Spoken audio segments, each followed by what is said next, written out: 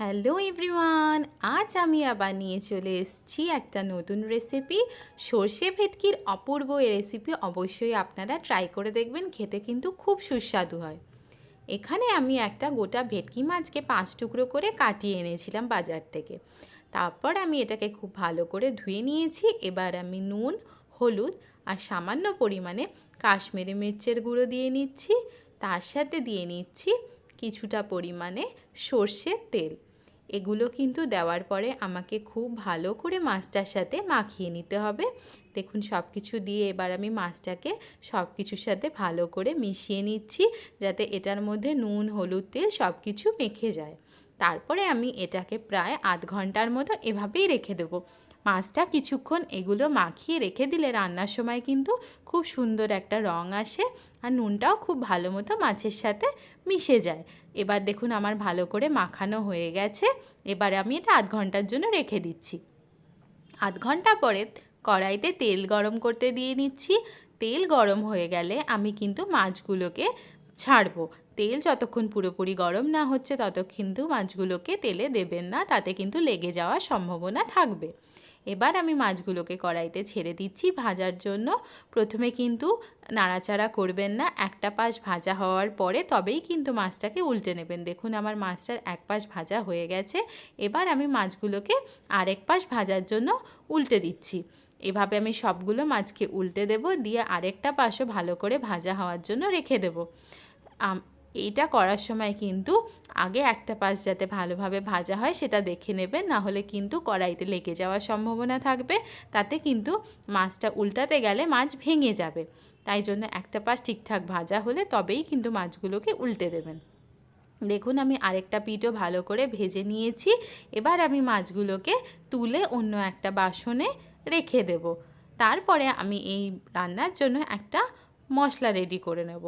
আমার মাছগুলো সব তোলা হয়ে গেছে। এবার যেই বাটির মধ্যে আমি মাছগুলো মাখিয়ে রেখেছিলাম সেই বাটির মধ্যেই আমি মশলা রেডি করছি। এখানে আমি দিয়ে নিলাম 1.5 চামচের মতো সর্ষে বাটা। তার সাথে দিয়ে নিচ্ছি হলুদ, কাশ্মীরি মির্চের গুঁড়ো, আর সর্ষে বাটার সাথে কিন্তু আমি 2টো লঙ্কাও পেস্ট করে নিয়েছিলাম, তাই জন্য ঝালটা ভালোই হবে। এবার আমি সামান্য জল দিয়ে পুরো পেস্টটাকে ভালো করে রেডি করে রেখে দিলাম। ওই কড়াইয়ের মধ্যেই আমি কালো জিরা আর একটা কাঁচা লঙ্কাকে চিড়ে ফোড়নে দিয়ে নিচ্ছি। হালকা করে নাড়াচাড়া করার পর যে পেস্টটা আমি রেডি করেছি সেই পেস্টটা আমি তেলের মধ্যে দিয়ে দিচ্ছি মশলা কষানোর জন্য। আর সামান্য পরিমাণে একটু জল বাসনটাতে নিয়ে সেই জলটাও কিন্তু আমি এর মধ্যে দিয়ে নিলাম, তাতে কিন্তু মশলাটা লেগে যাওয়ার সম্ভাবনা থাকবে না। এবার আমাকে খুব ভালো করে মশলাটা তেলের মধ্যে নাড়াচাড়া করে মিশিয়ে নিতে হবে। আর ভালো করে যাতে মশলাটা কষে সেই জন্য মিডিয়াম ফ্লেমে এটাকে আমি প্রায় 2 মিনিট এভাবেই রেখে দিলাম। 2 মিনিট পরে একটা ছোটো মাপের টমেটোকে কুচি করে আমি এই মশলাটার মধ্যে দিয়ে নিচ্ছি। আমি কিন্তু সব কিছুর সাথেই টমেটোটাকে দিইনি। প্রথমেই আমি হালকা 2 মিনিটের জন্য হালকা আঁচে ওটা রেখে দিয়েছিলাম যাতে ভালো করে মশলাটা কষে যায়। তারপরে আমি 2 মিনিট পরে টমেটোটা দিচ্ছি। দিয়ে আমি এবার ভালো করে টমেটোটাকে ওই মশলার সাথে মিশিয়ে নিচ্ছি। এখানে কিন্তু টমেটোটার ব্যবহার অবশ্যই করবেন, তাতে কিন্তু রান্নার রং এবং স্বাদ দুটোই খুব ভালো হবে। এবার আমি এখানে 4টে কাঁচা লঙ্কাকে হাফ করে দিয়ে দিচ্ছি। ঝালটা আপনারা আপনাদের স্বাদ অনুসারে দেবেন। লঙ্কাগুলো আমি একটু বেশিই দিলাম, কারণ আমি কিন্তু রান্নাটা একটু ঝালঝালি বেশি পছন্দ করি। আপনারা বুঝে আপনাদের স্বাদ অনুসারে দেবেন। লঙ্কাটা দেওয়ার পরে আমি নাড়াচাড়া করে ভালো করে কষার জন্য প্রায় 3 মিনিট রেখে দিলাম। দেখুন 3 মিনিট পরে কত সুন্দর মশলাটা থেকে তেল ছেড়ে দিয়েছে এবং রঙটাও কিন্তু খুব সুন্দর এসছে। আমি আবারও মশলাটাকে একবার হালকা করে নাড়াচাড়া করে নিচ্ছি। নাড়াচাড়া করে এবার আমি এর মধ্যে জল দিয়ে দেব। অবশ্যই এখানে গরম করে রাখা জলের ব্যবহার করবেন।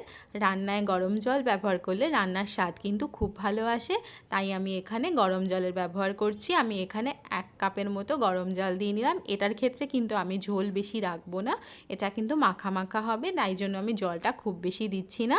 আপনারা যদি মনে করেন ঝোলটা একটু বেশি রাখতে চান তাহলে জলের পরিমাণটা একটু বেশি দিয়ে নেবেন। এবার জলটা দিয়ে আমি নাড়াচাড়া করে এটাকে ফোটার জন্য এভাবেই রেখে দিচ্ছি। আমার প্রায় 3 মিনিট পরে দেখুন এটা ফুটে গেছে। আমি কিন্তু মিডিয়াম ফ্লেমেই এটা ফুটতে দিয়েছিলাম। এবার যে মাছগুলো আমি ভেজে রেখেছিলাম সেই মাছগুলো কিন্তু আমি ঝোলের মধ্যে ছেড়ে দিচ্ছি, কারণ মাছগুলোকে আমার ঝোলের সাথে মিশিয়ে ফুটিয়ে নিতে হবে। সব কটা মাছকে আমি ঝোলের মধ্যে দিয়ে হালকা হাতে মাছগুলো নাড়াচাড়া করে নিচ্ছি, যাতে মাছগুলো ভালোভাবে ঝোলের সাথে মিশে যায়। এখানে কিন্তু খুব সাবধানে নাড়াচাড়া করবেন, বেশি নাড়াচাড়া করলে কিন্তু মাছগুলো ভেঙে যাওয়ার সম্ভাবনা থাকে। তাই জন্য আমি হালকাভাবে মাছগুলোকে ঝোলের মধ্যে নাড়াচাড়া করে নিচ্ছি, যাতে মাছগুলোর মধ্যে খুব ভালো মতো ঝোলটা মিশে যায়। তারপরে কিন্তু এটাকে আবারও আমায় ফোটার জন্য রেখে দিতে হবে, কারণ মাছ সমেত যখন ঝোলটা ফুটবে তখনই কিন্তু এর স্বাদটা খুবই ভালো আসবে। দেখুন আমি নাড়াচাড়া করে মাছগুলোকে মিশিয়ে নিয়েছি। এবার আমি আবারও এটাকে 2 মিনিটের জন্য মিডিয়াম ফ্লেমে এভাবেই রেখে দেব, যাতে মাছগুলো ঝোলের সাথে ভালো করে ফুটে যায় এবং ঝোলটা অনেকটা কমে শুকনো মাখা মাখা হয়ে যায়। এবার আমি এটার মধ্যে দিয়ে নিচ্ছি কুচো করে রাখা ধনেপাতা। এর জন্য কিন্তু এর স্বাদ খুবই ভালো হবে, তাই জন্য ধনেপাতা দেওয়াটা কিন্তু খুবই জরুরি। আমি ধনেপাতা দিয়ে এটাকে ফুটতে দিলাম যতক্ষণ না পুরোপুরি এটা মাখা মাখা হয়ে যাচ্ছে। যখন এটা মাখা মাখা হয়ে যাবে তখন কিন্তু এটা দেখতে আরও সুন্দর হবে এবং খেতে কিন্তু খুবই সুস্বাদু হবে। আপনাদের যদি এখানে প্রয়োজন মনে হয় একবার স্বাদটা দেখে এখানে সামান্য পরিমাণে লবণও দিয়ে নিতে পারেন, সেটা আপনারা আপনাদের স্বাদ অনুসারে দিয়ে নেবেন। আমার মনে হয়েছিল একটু লবণের দরকার, তাই আমি দিয়ে নিয়েছিলাম। দেখুন আমার রান্নাটা কিন্তু পুরোপুরি হয়ে গেছে, ঝোলটা কিন্তু একদমই মাছের সাথে মাখা মাখা হয়ে গেছে। এবার আমি এটাকে নামিয়ে নেব। যদি ভালো লাগে অবশ্যই লাইক করবেন এবং আমার চ্যানেলটিকে সাবস্ক্রাইব করবেন।